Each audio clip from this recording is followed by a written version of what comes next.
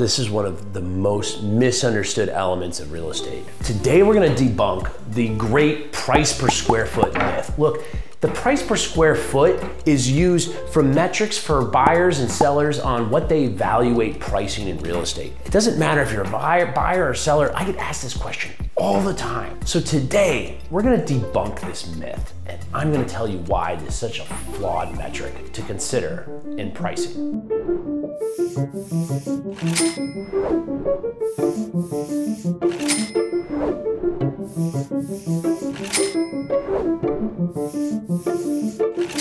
As you're seeing, the price per square foot varies vastly. These are all listings I sold last year, and each property has different attributes that change the price per square foot significantly. We're gonna dive into why that is. But look at these last two. Okay, slow down, look at this. 2030 Lawrence Court sold at $136 a square foot, but 2019 Lawrence sold for $280 a square foot. That's over double the price per square foot. They're the same street. So what caused this phenomenon? Let's dive into that and take a look at that a little bit more in depth in today's video. But before we do, let's just get into some of the reasons this entire metric is so flawed, starting with the first section about what is price per square foot.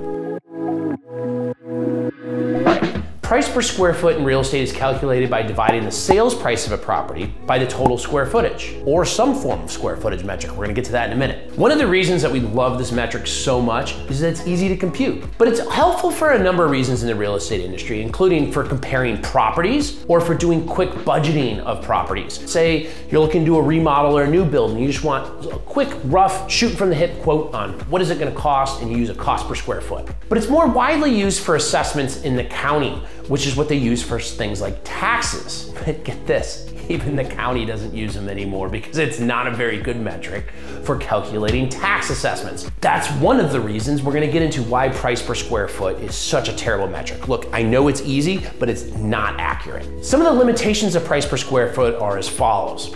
If you're doing a quick analysis, it's easy to calculate and compare. But for a more broad analysis, we need to consider big factors such as location, property condition, lot size, community amenities, and the local and real estate market conditions such as timing. Those all play a significant role in evaluating what a property is worth, both in its value and desirability. So let's use an example. Let's go back to those Lawrence Court homes, those two homes I sold last year, and see why they vary so differently and why they're almost double the price per square foot apart. One of the reasons is one of the homes, the higher priced home per square foot, is a smaller size. The other home is a larger size. Another reason is the higher priced one, 2019, is a single story, and the design of the other one is a two-story, which is more efficient to build. Another reason is the lot. That lot on 2019, the more expensive one, is a wooded lot with a river view. Anytime you have a water view, you're gonna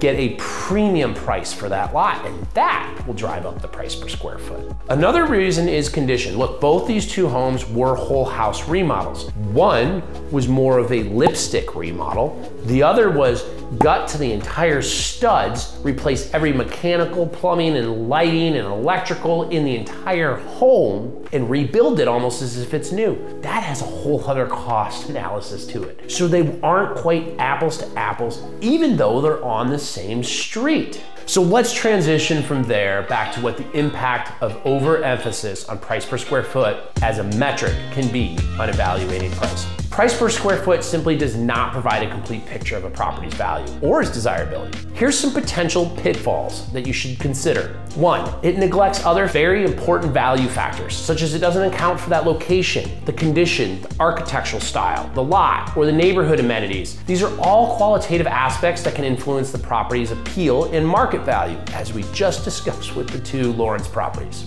Second, there's misleading comparisons. There's a number of varying properties that just the sample doesn't do it justice, because some of those properties are newly renovated, some of them are outdated, some of them have had the same kind of updates but in a different manner, as we just discussed with the Lawrence properties. A third reason, variability in square footage. Look, there's different definitions and there's no universal standard for what is considered total square foot.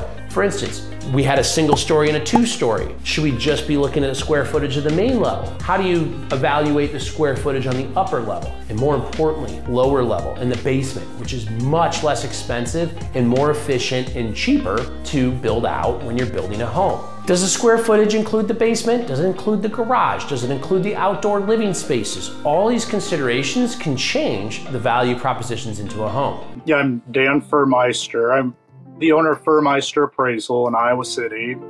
I'm a certified general real property appraiser. I've been at this 24 years, and I'm also currently the chairman of the appraisal board for the state of Iowa. As an appraiser, I get really frustrated when I have clients that feel that their property should be worth a certain price per square foot. Well, they aren't taking into consideration, like I said earlier, the location, site size, view appeal. Does it have a water view or a river view? Does it have a wooded view?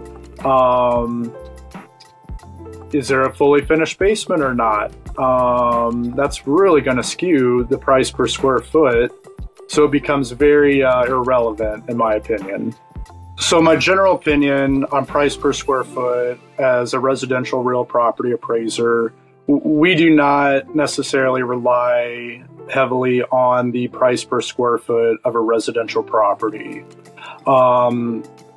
It's best to rely on a competent and local real estate professional that knows the local market and the current market trends and conditions. As a residential appraiser, we simply do not rely on price per square foot because there's so many other factors that go into it. As you just heard from a licensed real estate professional, another licensed professional, price per square foot is a flawed metric, but it does have some uses. It's quick, it's easy, and it's useful for a quick measurement to compare values when you're looking at a neighborhood quick or neighboring homes. It also helps you give a shooting from the hip estimate on, say, doing a remodel or a new build project, which is very helpful. But it's deeply flawed, and it can be seen how deeply flawed it is if you look at things like Z estimates on Zillow or Realtor.com's estimate of what your house is. Just like the computer can't look at all the variables and value propositions that go into a home, these methods are on average 7 to 11% off. And 7 to 11% on average is a huge number. There's just too many other value factors that need to be accounted for, and this can lead to misleading comparisons. There's a lot of discrepancies between the variability and what the definition of square footage is, as there's no universal standard, as we've talked about. So it's just too difficult to evaluate simply based on price per square foot.